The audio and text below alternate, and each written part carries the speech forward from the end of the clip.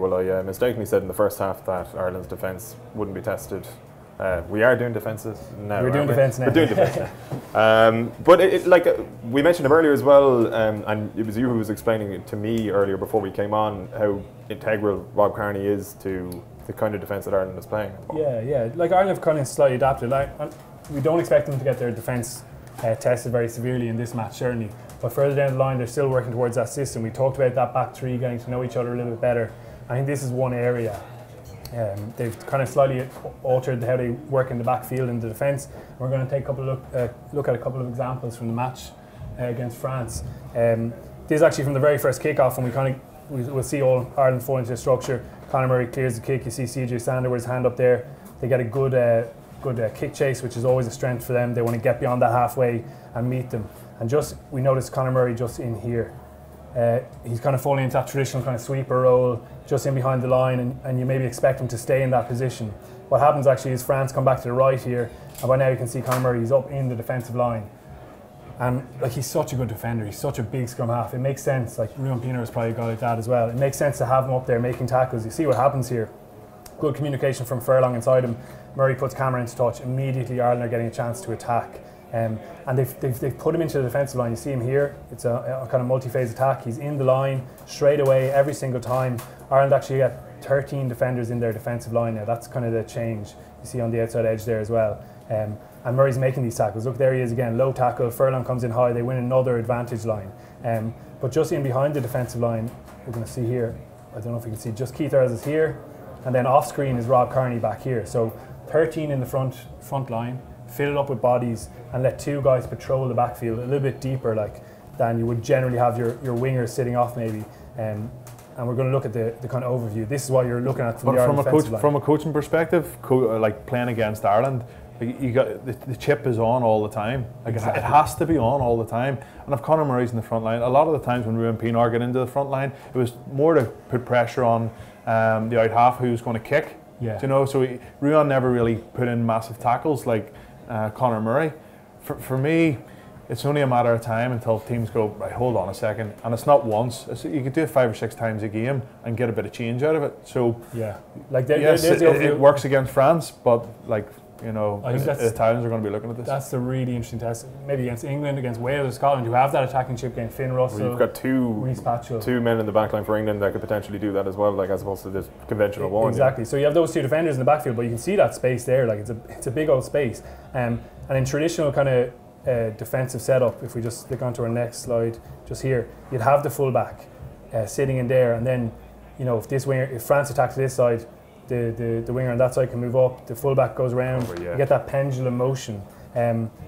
It's a lot more difficult to do when you're here with two guys in the backfield. You know, this winger shoots up here when France attacks that side, and they have to cover all that space. Now, one of the things, if we go on and look at a couple of more examples, that Rob Kearney gives you is that really good positional play. He's in here, he's one of those guys in the backfield, and he's on that right-hand side of the pitch. Jacob Stockdale is on the far side in the backfield.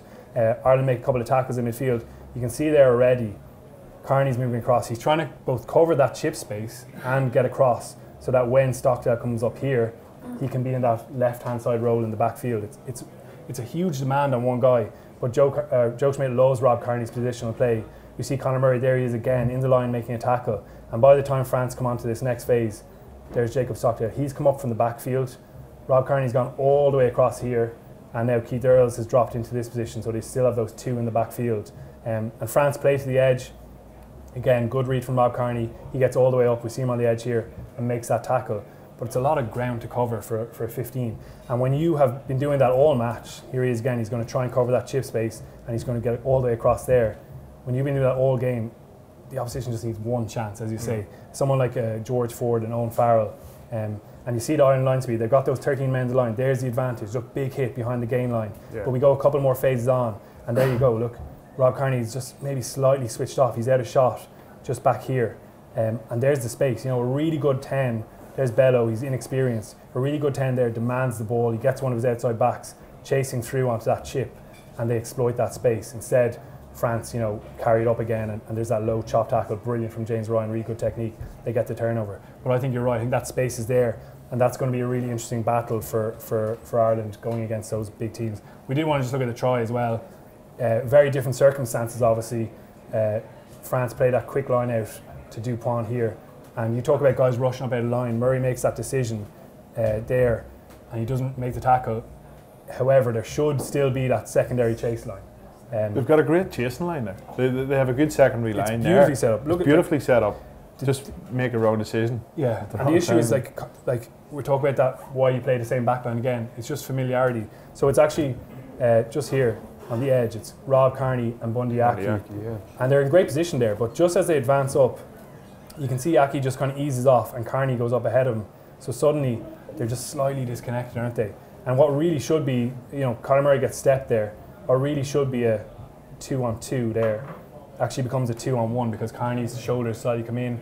Is he getting much chaff from Bundy Aki? We don't know, but Dupont is able to put Teddy Thomas away down the touchline. Jacob Stockdale probably gets caught in his heels, probably needs to go and own that space a little bit, but it just points to that slight lack of familiarity between Kearney and Aki, and that's a big challenge. Because Kearney is a famously good communicator. I mean, we've heard, you'll get it all the time, presumably going to Leinster pressers where the likes of Larmour or Carbery, if he's playing, not so much Carbery, but if Larmour is playing 15, on the wing, and Kearney is 15, he will wax lyrical about how Kearney guides him, and he tells him, literally, if it's a case of take two steps backwards. And the young guys at Leinster listen to Kearney so well, and presume Schmidt is quite fond of that as well, having Kearney there. So with Aki, is it literally a case of, because he hasn't been in the team for long, that he's just not? Whereas I suppose Kearney will be verbal with young guys. Maybe when he's playing for Ireland, he doesn't need to be quite so verbal because people are so familiar with each other, you almost don't need to say it. And Aki is new. I think you still need that communication all the time. Interesting to hear from you what Rob is like in the backfield, because you need that assurance, don't you? Well, it's been a long time since I played with Rob, but I think covering that amount of mileage in the backfield is going to take its toll, not only physically but mentally. So when a ball is kicked like that, Rob's just coming up. He's filling a hole. He's probably absolutely knackered. You're coming towards the end of the game, and he just makes a decision to hit in. You know that you're going to have inside support there, and Rob's bound to know that he's the last man. So why would Rob hit in there? And I think it's probably poor communication between Rob, Bundy, and whoever else is in that secondary line. But Rob's got to know that he's the last man on the end of the line, and that there's only one guy outside him. And Jacob Stockdale, everybody's giving him a hard time about not catching him. He has to turn and go. The other guy's running three-quarter pace before he gets into fifth gear to put his head down for the post. But Jacob has to stop and go. We all know, watch Jacob Stockdale scored and tries this season. He's a very fast guy, but so's Teddy Thomas. He is electric. So I just think that's a good try for the French. One small little mistake at the top level can cost you 7 points, and it did. And again, it's just about learning from it. And again, should the kick have went into touch? Yeah. Possibly. Get it off the field, reset, go again. Yeah. Your point about the fatigue in Kearney is really important, because we just looked at him covering so much ground. And as that develops in games, it's going to be really interesting to see how teams look to exploit it. That's obviously unrelated to his backfield play, but it is an accumulative effect of running a lot of meters across the pitch. It'll be really interesting to see his GPS data and see if it's changed a lot. But I think it's going to put a big stress on Ireland with those two in the backfield. It's going to be fascinating to see how teams look to exploit it.